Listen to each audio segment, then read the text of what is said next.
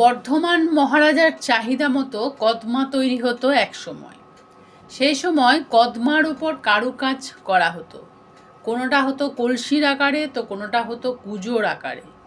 কদমার ভিতর শাড়ি, আলতা, সিঁদুর রাখা শুরু হয় বর্ধমানের মহারানীর আবদারে।